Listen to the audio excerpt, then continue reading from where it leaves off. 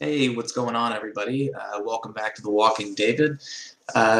Tonight, I'm going to be reviewing a movie that I saw yesterday. Hey, what's going on, everybody? Oh, no. Welcome back to The Walking David. It's playing behind me. Well, that's embarrassing. Sorry if there was an echo there. But anyways, I'm going to be reviewing Bad Times at the El Royale. I know what you're thinking. Hey, I didn't see that movie. I wish I was with you.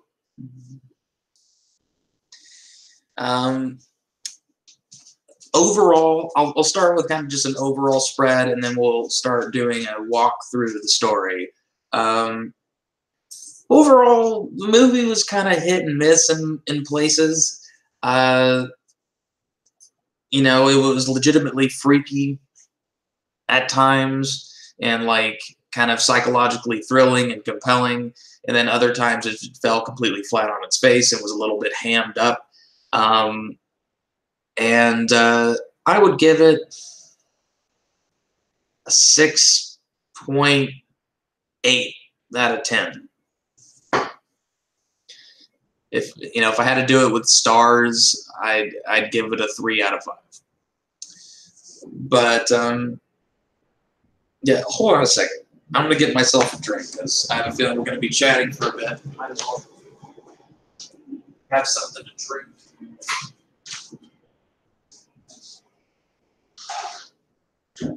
Oh boy.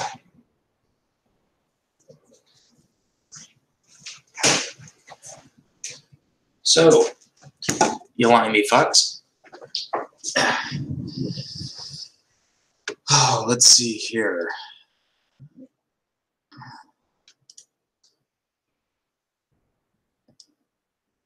Hey, what's up, BBM? How you doing, man? Sorry, I'm trying to get... There we go. I think that's all right. Sorry, periodically, if you see me click off, it's because I'm pulling up the IMDb page or something like that. If you have seen this movie, do your best to keep me on track through the explanation of it, because although I just saw it yesterday and it should be fresh in my mind, you never know with me. I could get off on a whole other topic. So, Bad Times at the El Royale. So this movie starts off, and we're following a few different people. We see a pretty young black singer, female black singer, who's trying to kind of make her way in show business. We see a priest played by Jeff Bridges, and we see a kind of over-the-top, really southern talking, vacuum salesman who talks like he's from the 1950s, and he does declare that these vacuums are quite good, and that's played by John Hamm.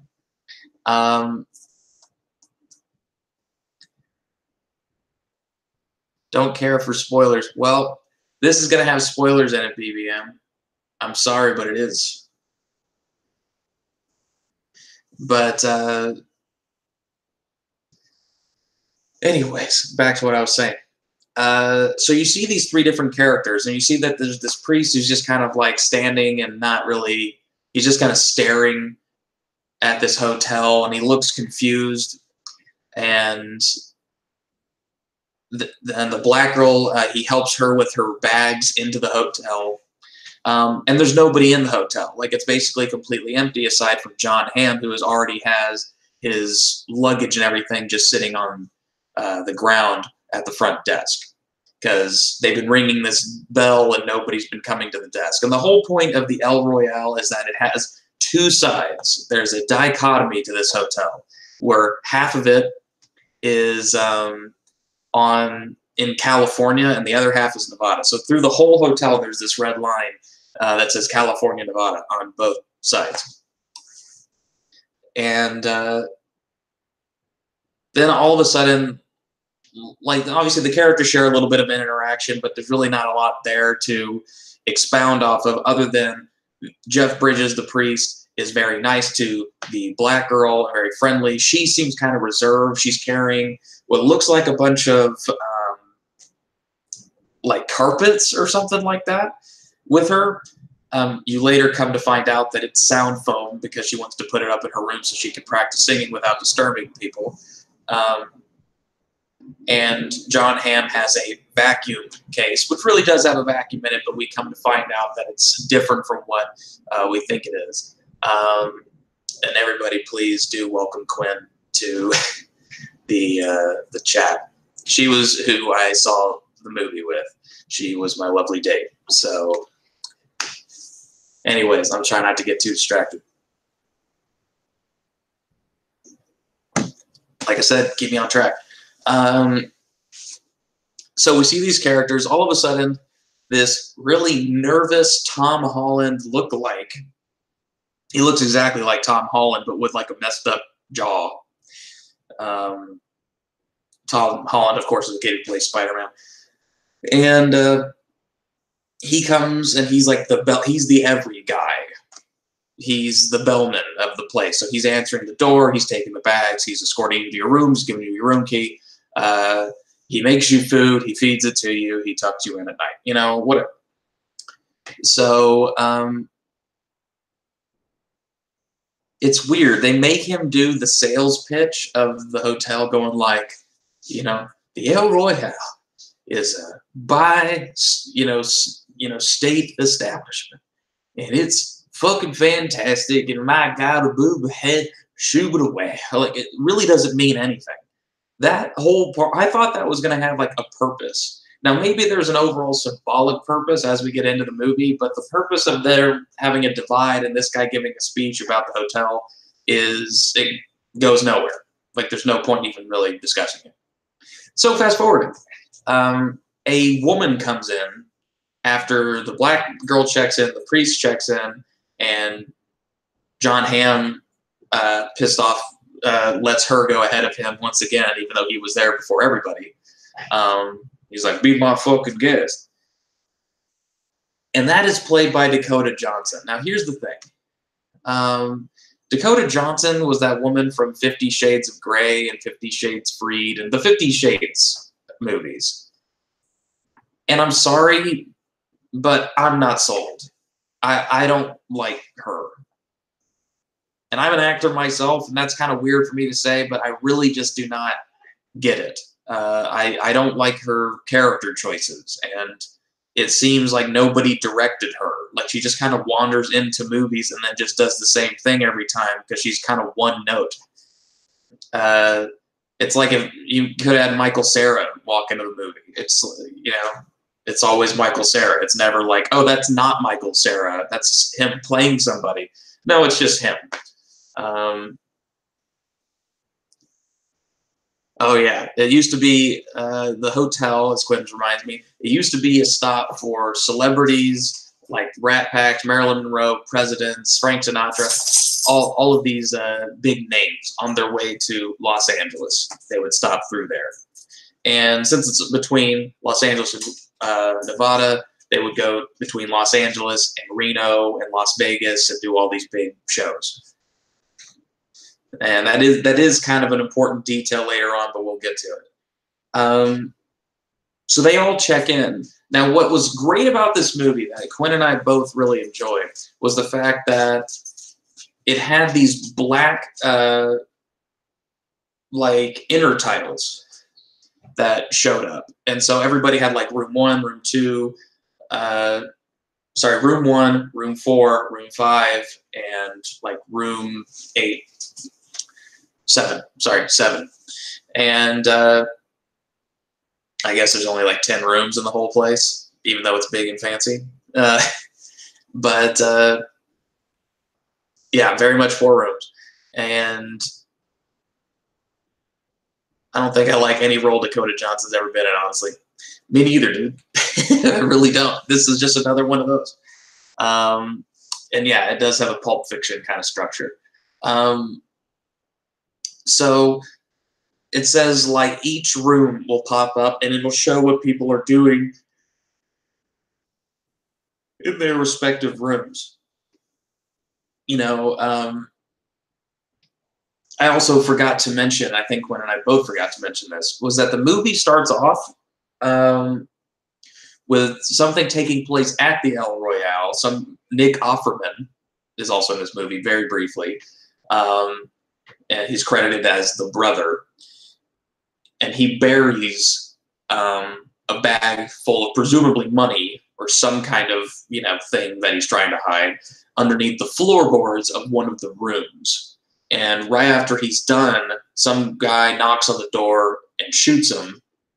And so he dies, and so nobody knows where his money went. We'll come back to that later. But it does have a purpose. So we see each of the people doing their thing. We see the black girl setting up the foam so she can sing and practicing her singing. We see Jeff Bridges. He's on his hands and knees, but even though he's a priest, he's not praying. He's digging up his floor. And we see John Hamm. He opens up his vacuum cleaner briefcase, and there is a vacuum cleaner in there, but he opens up underneath it, and it is underneath that there's a hidden compartment, and it has a briefcase. And this briefcase looks like something that a undercover agent would have. And he pops it open. It's got a bunch of scissors and pliers. It's like a toolkit. And mixed with like glasses and a comb and random little things like that. And you come to hear him. He's on the phone, and you hear that the voice that he was doing was all an act, and he's an undercover FBI agent here to investigate a crime that happened at the El Royale.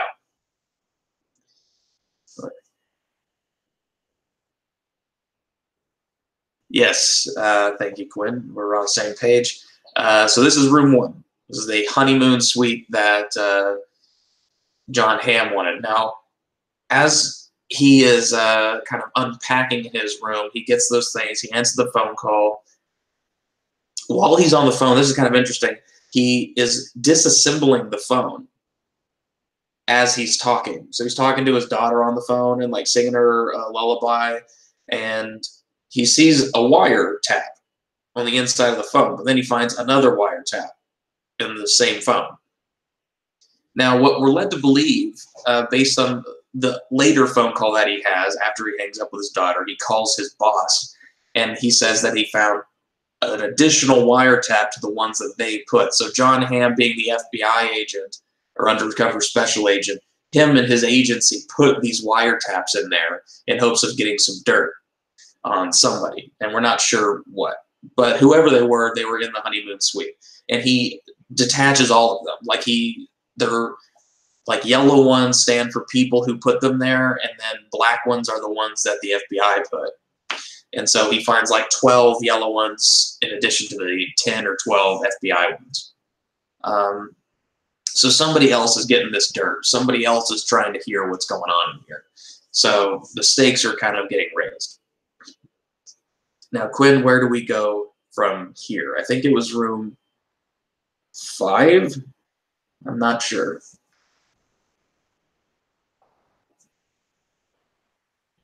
Let's see what you said. And welcome, everybody, if you're just joining right now. That's right. He sees a mirror. Now, because he's a special agent, he has some suspicions, and so he goes to do some digging. He kind of walks it off, and you see him counting footsteps outside of the room. And he measures out the length of the room and discovers the tunnel behind the rooms. Correct. This is so much better, but she's helping me with this. So he finds this kind of like, I think he called it an observation deck, where behind all of the rooms, every single mirror that's in there is double glass. So it just looks kind of like they're all interrogation rooms, or meant to be spied on. They're meant to be filming people.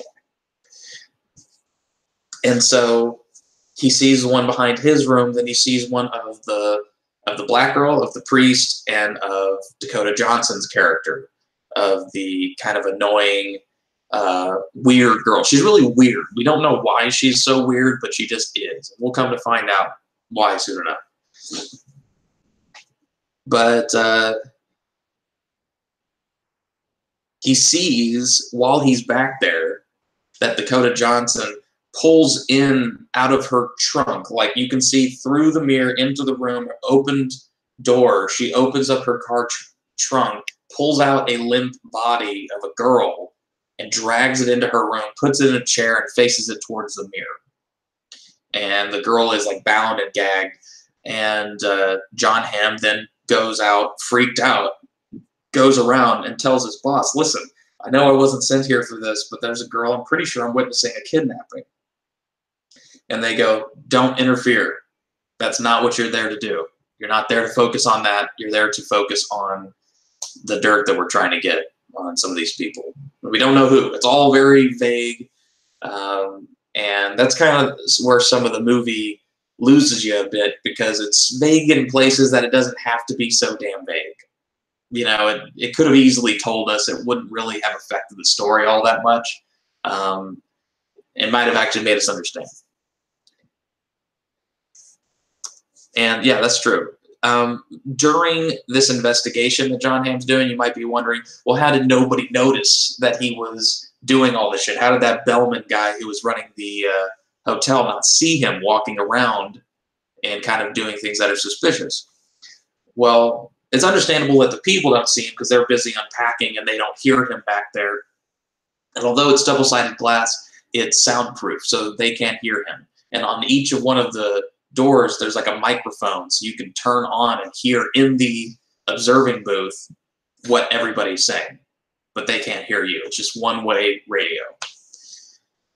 During this time, the front desk attendant, whose name is Miles in the movie, or not Tom Holland, as Quinn and I both agree, is he's passed out.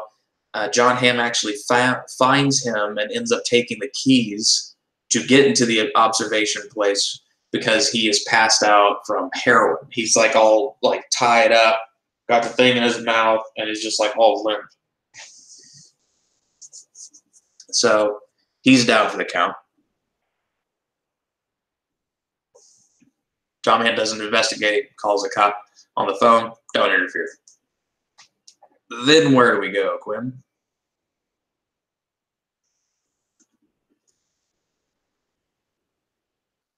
Next is room 4 or 5, doesn't matter. We get the back story of Darlene the singer, correct? Okay, that was the name of the black actress. Her name is Darlene, and I should have known that.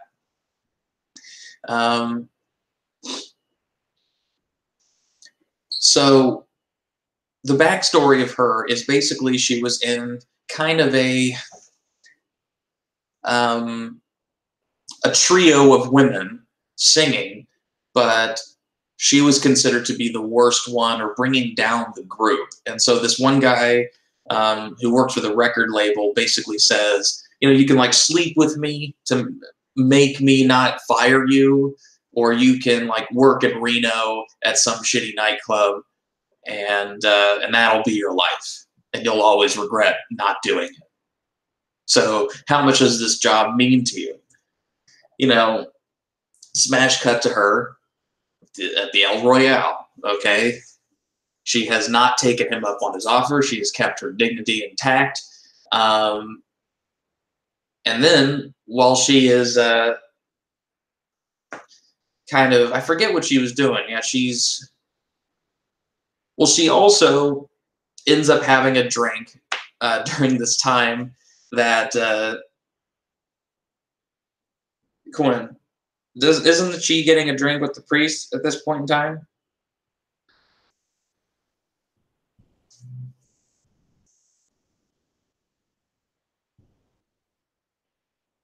It's before the part that you're talking about. Okay.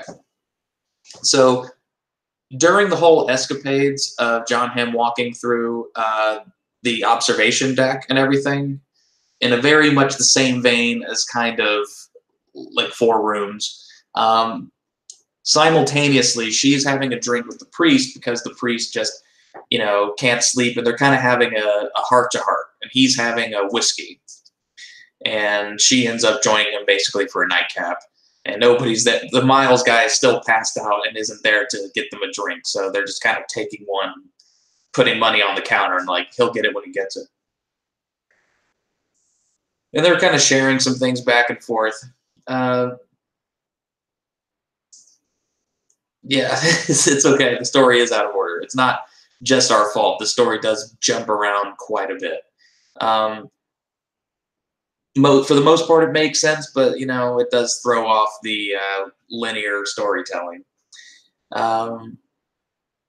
So, just having a drink with him. She says she's a singer.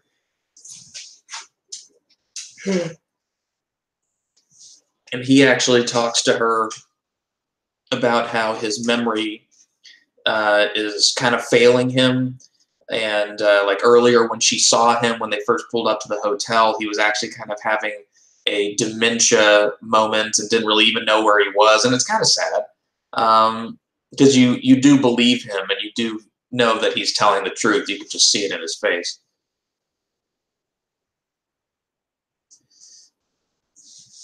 Good memory. All the while they're having a drink, sometimes you can hear in the background that the priest and Darlene, while they're talking, there's a news story about a murder taking place in Malibu, California, and that the suspect is still on the loose, and they haven't been able to track them down. Okay, fuck. But what does she do, Quinn, when she notices John Hamm is doing that, like is fucking with the cars? Oh yes. While she's typing that out, John Hamm. Remember when I said earlier that he was on the phone and his boss told him not to interfere? The boss also said, "Listen, we need that evidence. Do not let anybody leave that hotel until you have gathered all the information you need to get. So don't let them fuck up your investigation." And so John Hamm goes, "Understood," and goes around and unplugs all the starters from the cars and puts it in his pocket.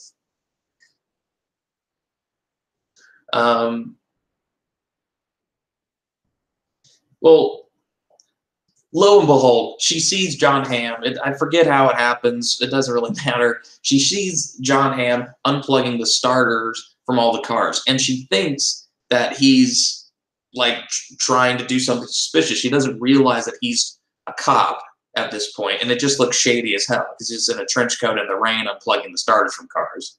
And then she sees him go over to room number 7. Now, room number 7 was the one that had Dakota Johnson and the girl that she had supposedly kidnapped, the one that John Hamm was worried about in the first place. That had nothing to do with his investigation, but it was just a crime in progress. John Hamm goes over to that place, and we cut right there, and let's say this is room 7. Inside room 7, we come to find out that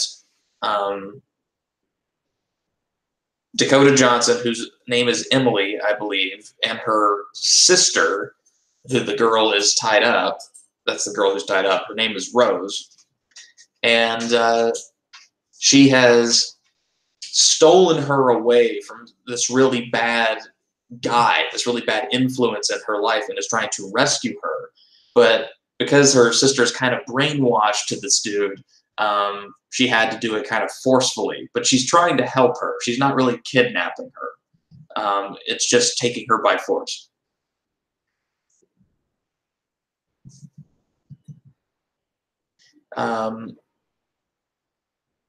So she's having this kind of one-way discussion to her. She's still bound and gagged, so she won't scream.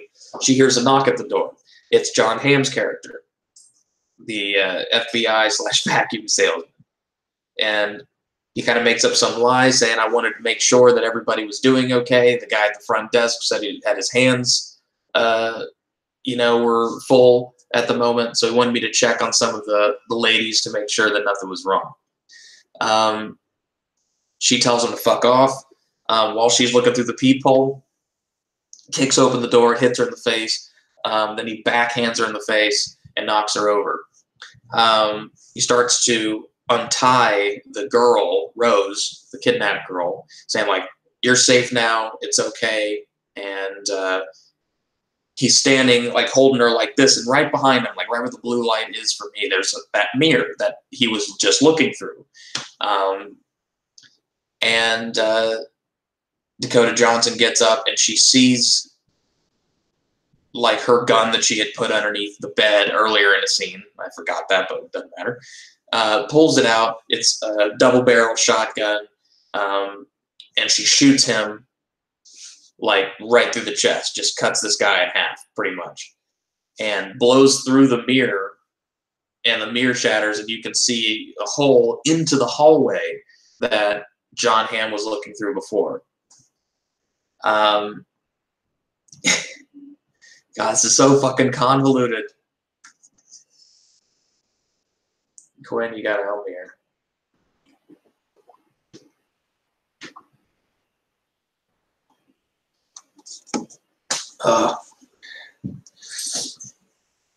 Oh, folks.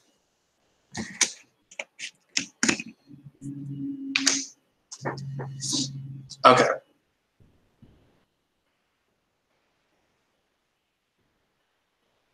All right, thank you. So now we're going back again. This is also simultaneous to people putting up their bags and everything before anything bad truly happens. And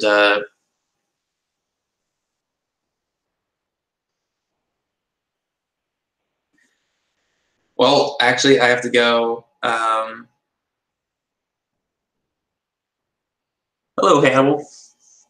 I actually have. What is that squeaky from me? Squeaky from. I forgot to mention this. Back when Darlene and the priest were having a drink, you see that he's acting a little bit shady. He's keeping something from her. You're not sure what. He's like, oh, well, maybe I'll come and see you perform in Reno or something like that sometime. I'd love to hear you sing.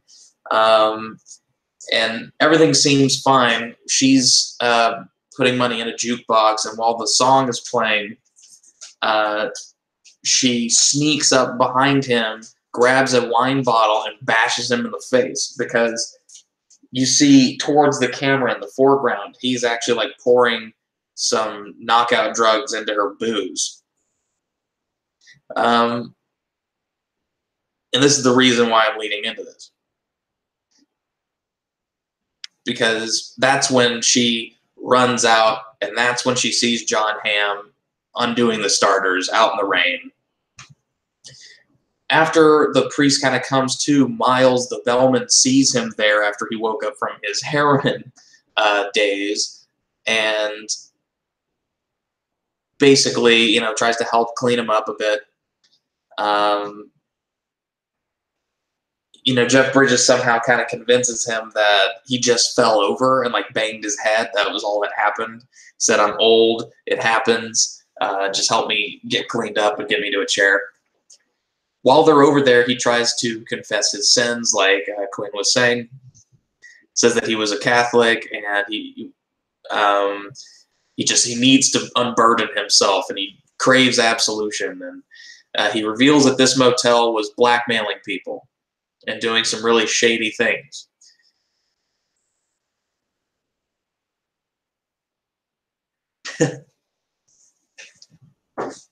Well, I am going to be getting a haircut probably over the Christmas break, but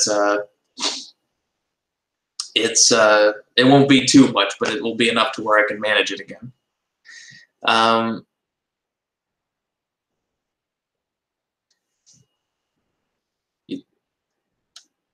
right. Yeah, he kind of Miles hints to the priest that there is a microfilm of a significant public speaker, and like Quinn says, heavily implied that it's MLK sleeping with a lot of people, and he didn't want to have it get out. He hid it from people because the man was nice to him, and he felt bad. He didn't want to ruin this guy.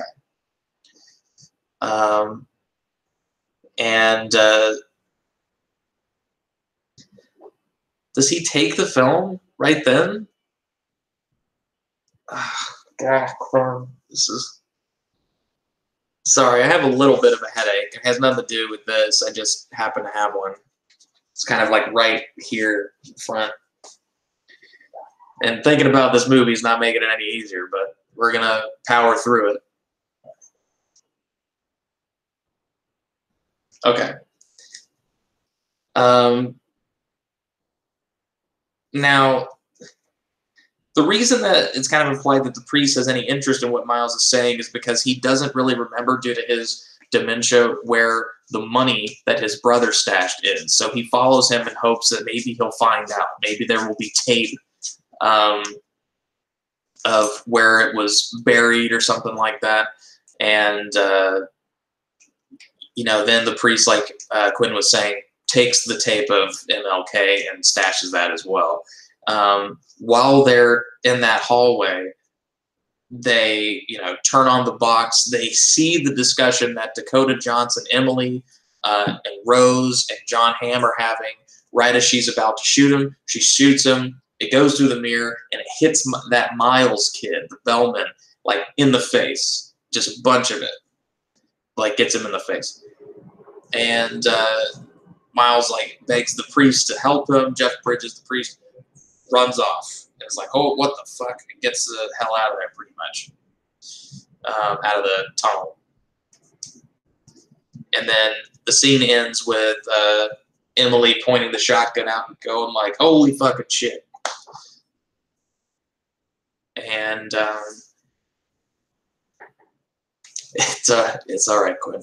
Don't worry about it. Just keep helping me. I need your help to get through this, though. Okay. Miles gets shot in the face.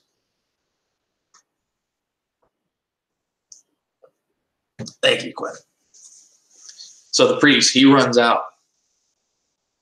Remember that Darlene had run out to her car before, saw that the starter was getting removed by John Hamm.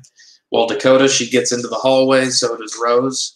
She runs into the room. She grabs John Hamm's gun, gets her starter out of his pocket, puts it back in her car, tries to start up her car, and it still won't start because it's raining now, and I think it got flooded. But she's sitting in the car, and then Jeff Bridges knocks on the door, and he gets in, and they discuss what just happened back there. What she saw, she tells him. Jeff Bridges confesses to her that he wasn't trying to, like, rape her or anything, but he couldn't remember which room that the money was buried in.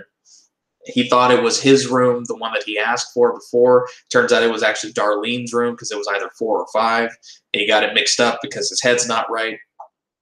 And he doesn't have that much longer to live. And so he's willing to split the money with her if she will help him retrieve it out of her room. And it's enough money to kind of like help start her life over. She ponders it for a bit, and she kind of agrees. All right.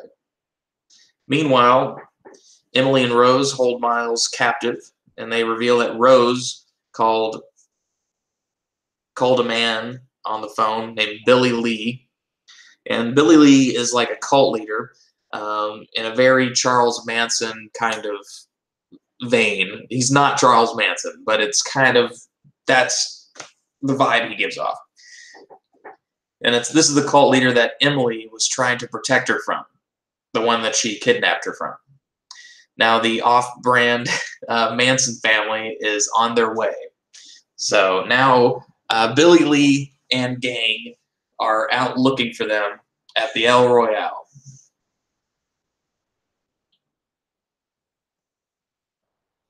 All right, now what happens?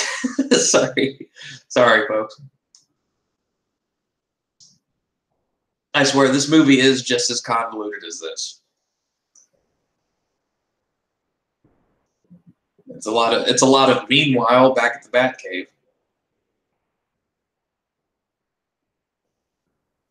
Give it a second. Oh.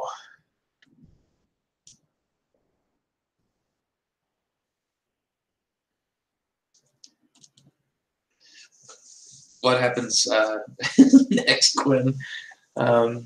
Just so I can lead into the next bit.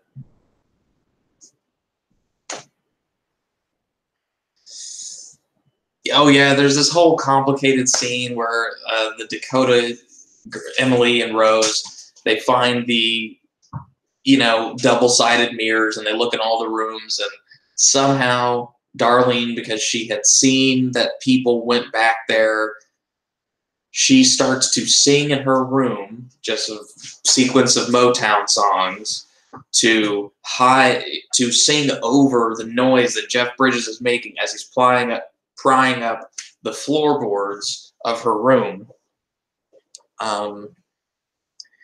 and finds the money. Eureka! They found it. All right. So, all of a sudden, you think they're going to do great. Emily and Rose, they leave for the main lobby, and they hold Miles there, kind of tied up and captive. They're debating whether or not to kill him.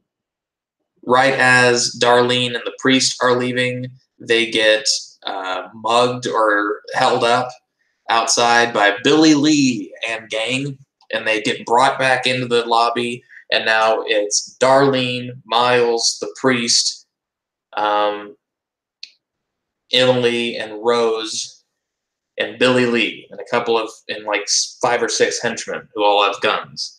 And they're sitting at a roulette table, of course, because we need a literal plot device.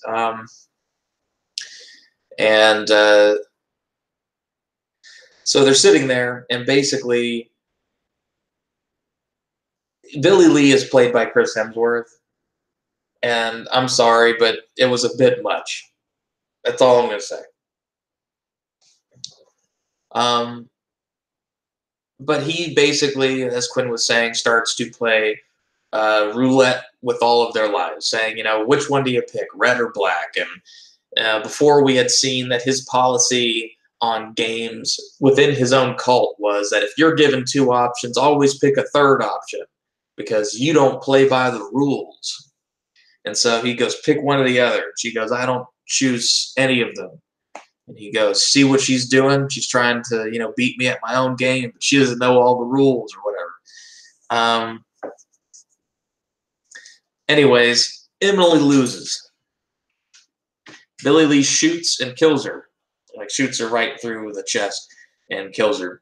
Then he threatens to kill Darlene next.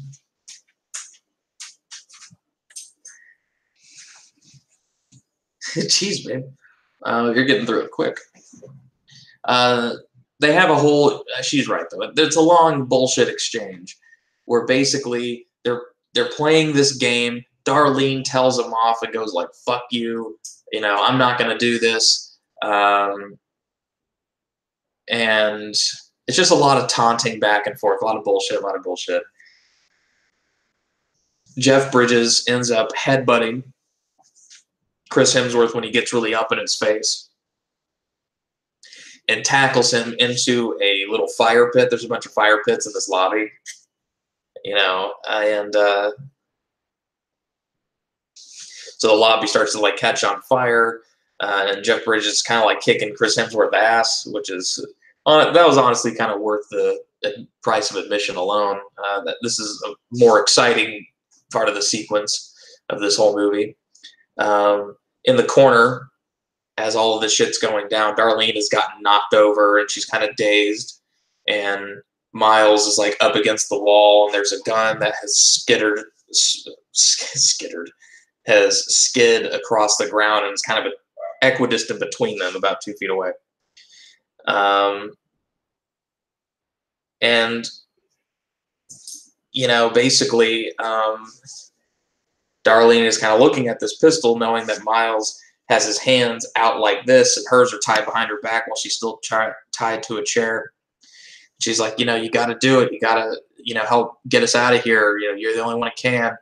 And he's like, no, I can't. I'm done killing people. I've killed too many people. And she goes, how many people have you killed?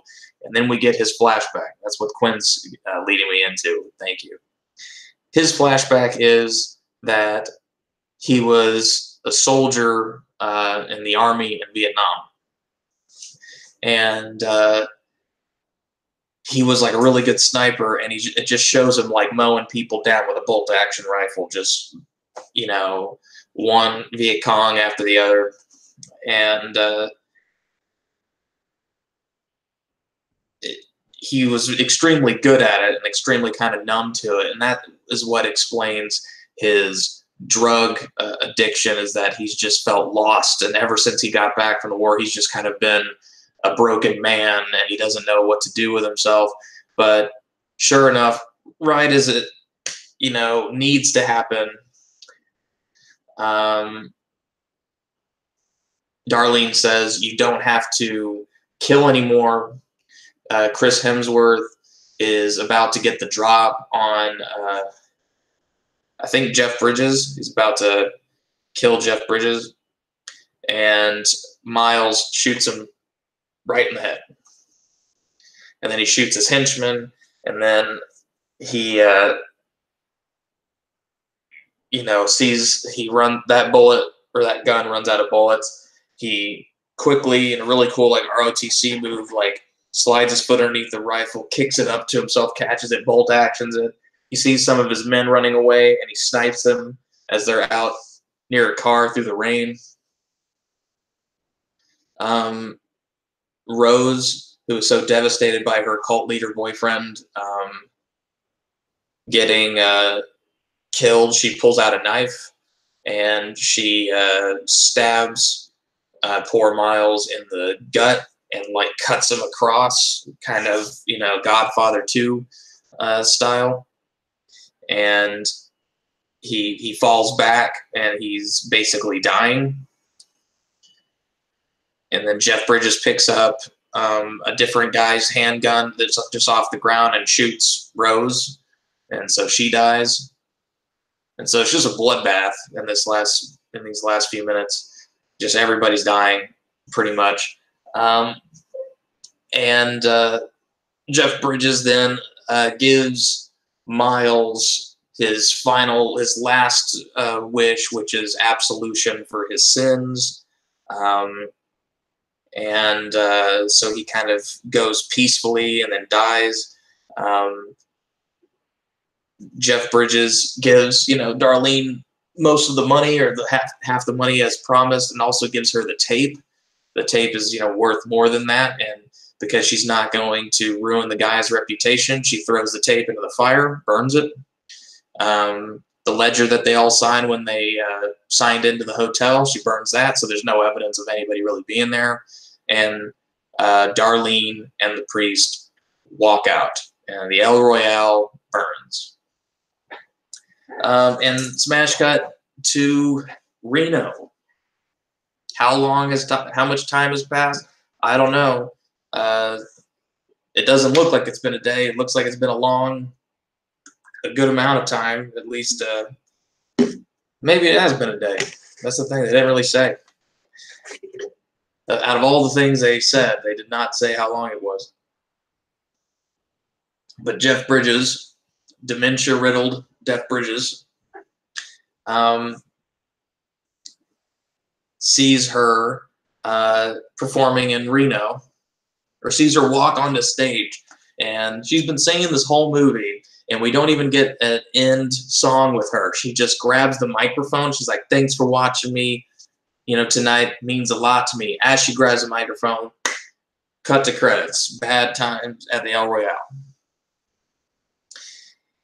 And that is basically the movie. Now, just in having to explain that, I'm taking half a point down. I'm giving this a 6 out of 10. Because there was a lot of needlessly vague things in this movie where they could have explained things a little bit more. They're not like ham-fisted, not like spoon-fed or anything, but just give us a little bit more information. Like, the fact that you introduce a character, like a main character or supporting character's backstory, literally in the last 7 minutes of the movie is insane to me. Because he has, like, an integral part of the story. It was written, directed, and produced by the same guy who wrote Cabin in the Woods. Now, if you're talking about the recent Cabin in the Woods, I actually somehow, for some reason, saw that movie, and that movie sucks. Like, it's so bad. I did not like it.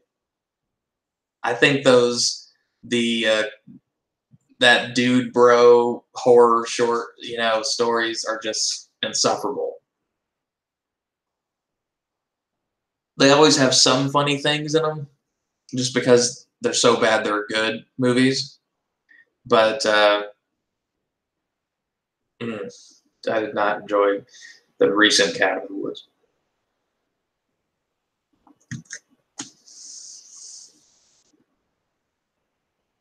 Yeah, I mean, maybe it was, but I didn't go into it thinking that. I didn't know that that's what it was going to be. I saw it in the wrong context, and I also saw it drunk. But regardless, the part where that girl gets all, like, gross and she's in, like, the barn, and she's like, "Ah." She looks like the... Hey, buddy. Sorry, Drama wants to say hello. Here. Hey, say hello to the subscribers. Hi. Hi, love you too. I love you too. I will feed you in just a second. In just a second. Go to your spot. He didn't listen to me.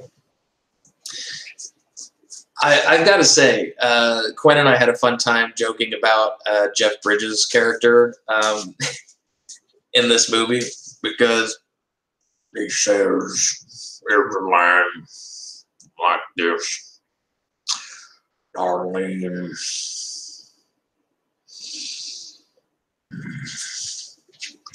I could go for a glass of whiskey, Darlene. Not sure if you've ever been to Nevada, darling." It's really weird. I don't know what this movie was trying to set up. Like, if they had some kind of chemistry. At first, I thought they were trying to set up that they had chemistry. Like, they were going to have, like, some weird relationship. More than, like, a father-daughter thing. You know what I mean? "Darlene, you got a nice, big, black booty, Darlene."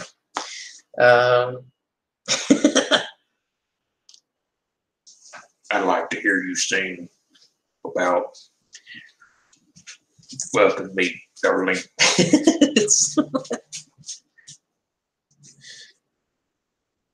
I was having a blast last night doing that voice just about everything. I want that guy in every movie. And I want Jeff Bridges to have use that voice and make my alarm on my phone and my incoming call, ringtone. Want to be like, "David, don't pick up that phone. It ain't who you think it is. David." Or like a bedtime alarm. "It's time to go to bed. You've earned it. Have a glass of whiskey with a side of Darlene." Yeah. Sometimes before bed, I like to have a glass of Darlene. And I sing Whiskey a song. Quinn's asking me, this is a valuable question. So how would you rate the story, art, cinematography, the acting, direction? The acting by John Hamm, Jeff Bridges, and John Hamm and Jeff Bridges were the standouts. I thought they did way better by far. I don't know who that actress is. Hold on, let me see who the main. I don't want to keep calling her the black actress. Cynthia Erivo.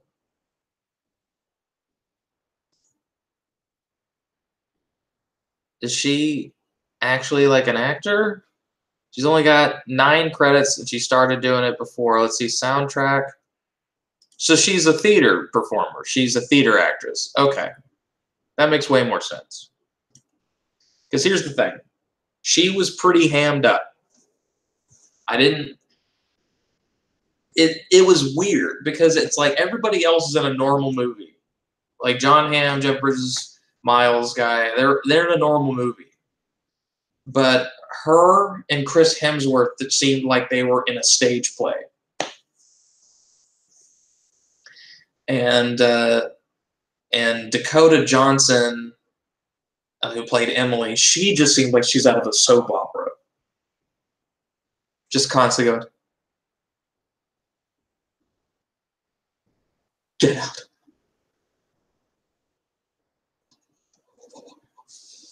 Like, that's her all the time. The story, little thin. I think the story's a little thin. I could have used a little bit more linear storytelling. I don't think you needed to show. I like the inner cards, the inner titles. However, I don't think it was used correctly. I think it was great to see a movie doing that, but having seen it all now, I think they could have almost done without it. You know, because that's what I mean. That's such direct storytelling, yet you leave the story plot points vague. So you literally go room 1, but then it's like, who's on the tape? Doesn't matter. Yeah, I agree. This felt like a movie that would have been a perfect book. This felt like a Hardy Boys like movie. It was odd. It was weird. It seems like a story that would have been about 180 pages and a big compendium of stories. It really did. That's what it felt like to me. Or kind of like a movie of the week. You know what I mean? It's a whodunit, and I don't know. Most whodunits, if they're not straight up comedies, then they're kind of. If you're doing a whodunit, you have to do straight up comedy, like Screwball, whoop whoop woo, you know, like, or you need to like Clue, or you need to do a psychological thriller, and it kind of rode the middle line. It kind of did the worst of the two options, which is it rode the line of California and Nevada. It walked the red line.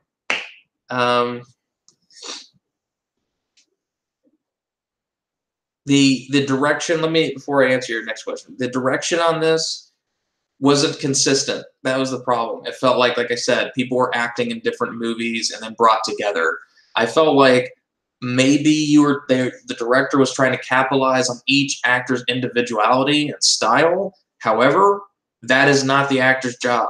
They are meant to fit within your direction. They are meant to play a part into the story that you are trying to create, and they are meant to fit your mold, not the other way around. You're not meant to fit their mold. Otherwise, you get a different actor who will fit your mold. So you shouldn't have me say, so sorry, you shouldn't have me saying that one actor feels like they're in a soap opera, one actor feels like they're in a stage play, 2 actors feel like they're in a movie, and extras, there's barely any in them. It shouldn't be like that. So directing out of 10, I would give it a 4. Cinematography, the movie was beautiful.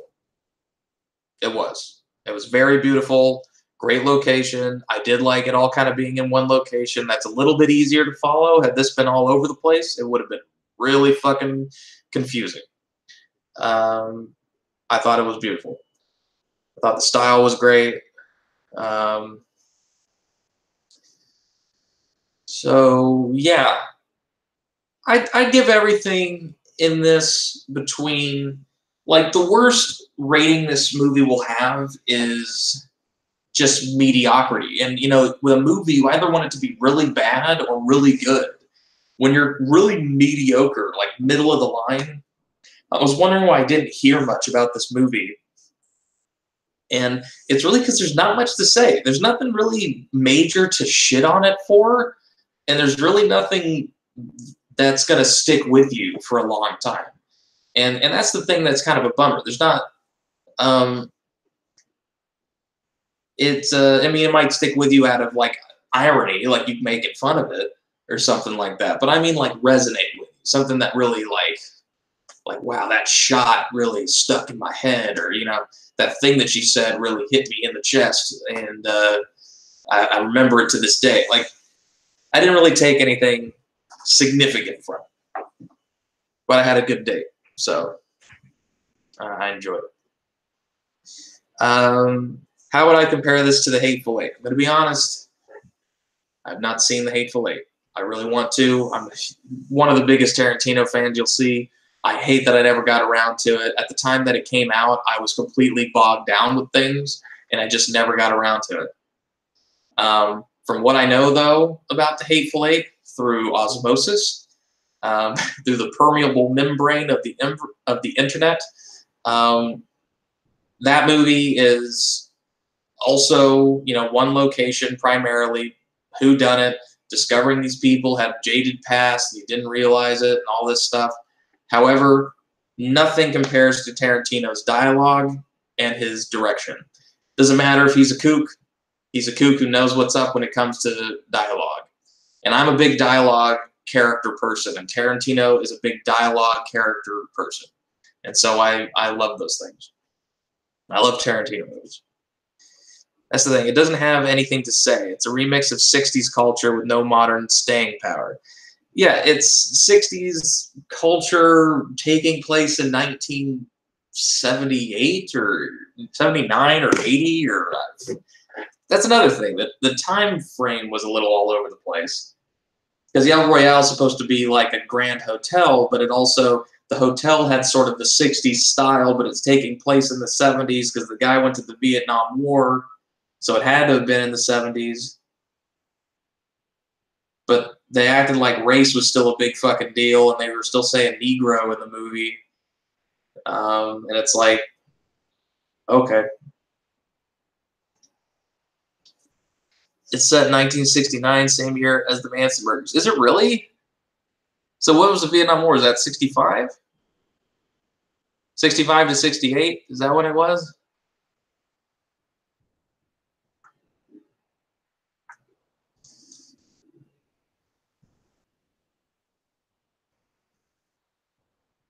It makes sense. I thought for a while there they were hinting that that JFK was on the tape. Not MLK, but all right. Yeah, tell me. So, Vietnam War. What years were that?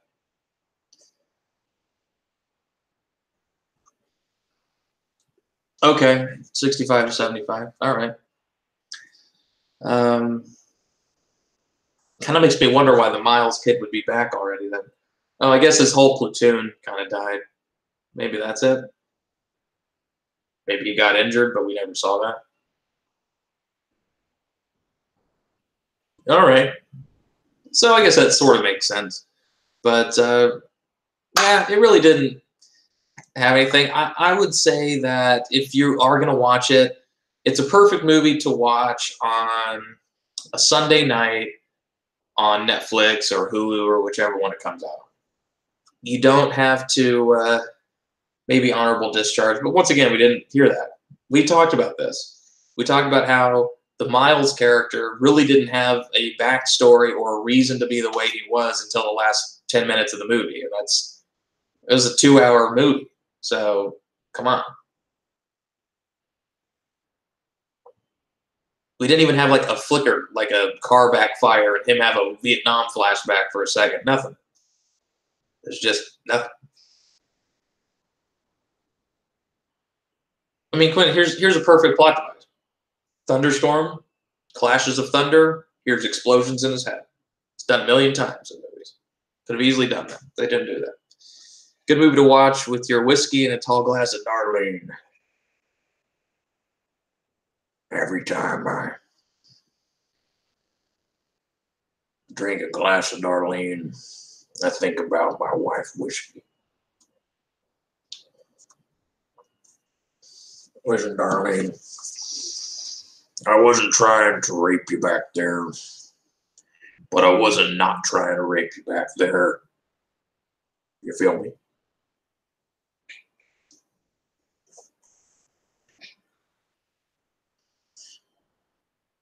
Are you even a priest? I'm a little Darlene.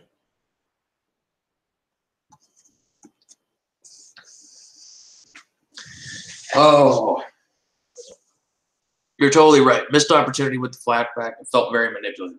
100%. You can't do that. That's poor. That is a last minute throw in, like reshoot or thrown in thing where someone goes like, "Why does this guy know how to shoot?" I 100% guarantee that they shot that scene and they go, "This Mile guy just sniped down a bunch of people," and they go, "Oh fuck, we didn't shoot that. We have to shoot a scene where we throw it in here." And yeah, we both were kind of like, "Oh yeah, fucking do it," and we both cheered. We both went, "Yeah, Miles." But then to have him, die right after that, that was just manipulative. And it wasn't well told, and the guy knows it, Drew Goddard, that was the name. I remember it because we saw it so many fucking times. Drew Goddard. Directing, writing, producing, editing, makeup by Drew Goddard. Tall Glass of Darlene by Drew Goddard.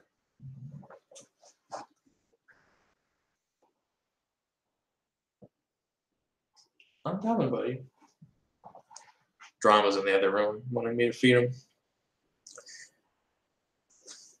It's only 6:30. Goddamn. Best thing was the art. I think you summed it all up. Yeah, I think it's very pretty to look at. I think from a cinematography perspective, there was a lot of things to admire from it.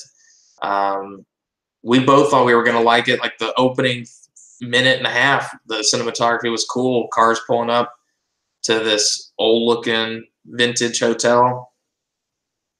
Looked like it was going to be sweet, and like I said, I think we had a good time. We were the only people in the theater aside from one guy and two irresponsible Mexican parents and their two children who were just running up and down the halls and the aisles. And eventually the parents even gave up and went, "Yeah, fuck it," and they left. And oh yeah, one girl who ran up to me out of breath, because we're sitting all the way in the top. She runs all the way back. She didn't even ask that guy who was by himself. He asked us on our date, and she goes, she's like, "Is this Venom?" I go, "No." She goes, "What is it?" I was like, "Not Venom." That's all the information that's needed. It's not the one you're looking for. These are not the droids. They're not the droids you're looking for. Oh, gosh. Well, that was bad times at the El Royale. Good times, bad times.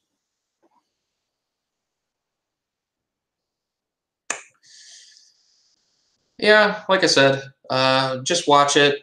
Netflix and chill with it. Don't spend the money on it. It's probably going to be out of theaters soon. I'm surprised it was still in theaters, honestly, when we went and saw it. But I bet we're the last people who will see it in theaters.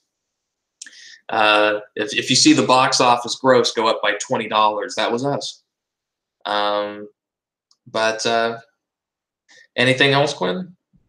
Do you have anything else for our beloved subscribers here at The Walking David?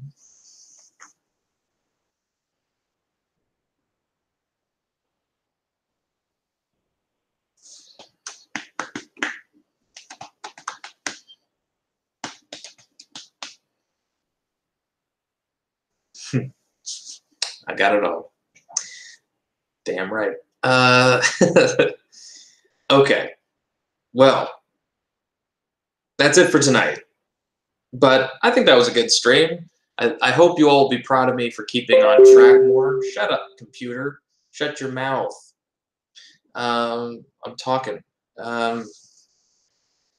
But I kept on track, and I owe this stream to my lovely date, Quinn, who helped keep me on track, both during the movie and during this live stream.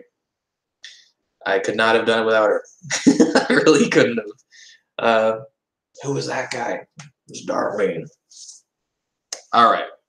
Well, go have a tall glass of Darlene and, say goodnight to your whiskey, okay, you guys? Bye-bye. Where's the end of the stream?